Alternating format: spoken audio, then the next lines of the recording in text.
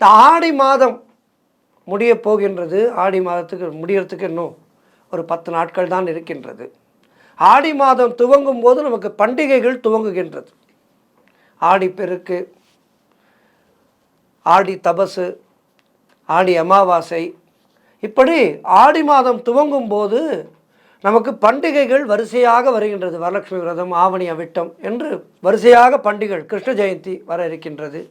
இப்படி பண்டிகைகள் துவங்குகின்ற ஒரு மாதம் ஆடி மாதம். உற்சாகமான மாதம், அம்மன் வழிபாடு செய்கின்ற மாதம்.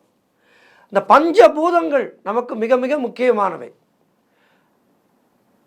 நீர், நிலம், காற்று, ஆகாயம், இப்படி இந்த பஞ்சபூதங்கள் நமக்கு மிக மிக முக்கியமானவை. பஞ்சபூதங்களிலே இறைவன் இருக்கின்றார். ஆகவே நம்முடைய சனாதன தர்மமானது எல்லாவற்றையும் வணங்க சொல்கின்றது. மரம் இல்லை என்றால் மனிதன் இல்லை. ஊரிலே நிறைய மரங்கள் இருந்தால் மழை பொழிவு அதிகம் இருக்கும்.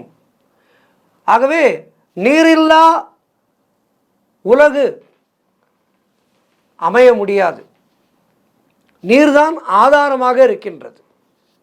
ஆகவே நம்முடைய வழிபாட்டிலே பார்த்தீர்களானால் நீருக்கு மிக மிக மிக முக்கியத்துவம். அதேபோல் நீர்நிலைகளுக்கெல்லாம் சக்தியினுடைய பெயரை வைத்து நீர்நிலைகளை நாம் வணங்குகின்றோம். இந்த ஆடிப்பெருக்கு அதனுடைய தத்துவத்தை இன்றைய நாளிலே நாம் பார்க்க இருக்கின்றோம். ஆடிப்பெருக்கு என்றால் என்ன, எதற்காக நீரை வணங்குகின்றோம் என்றெல்லாம் இன்றைய ஆன்மீக தகவலிலே நாம் பார்க்க இருக்கின்றோம். ஆறுகள், குளங்கள், ஏரிகள் போன்ற எல்லா நீர்நிலைகளுமே விவசாயத்துக்கு அவைதான் ஆதாரமாக இருக்கின்றது. நம்முடைய உடலிலேயே நீர் இருக்கின்றது. அந்த நீர் சத்து குறைந்தால் நம்முடைய உடலானது சோர்ந்து விடும். அதனால்தான் தண்ணீர் நிறைய குடிக்க சொல்வார்கள் மருத்துவர்கள்.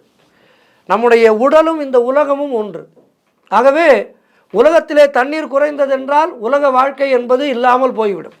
மழை பொழியாது, மழை பொழியவில்லை என்றால் எதுவுமே இல்லை.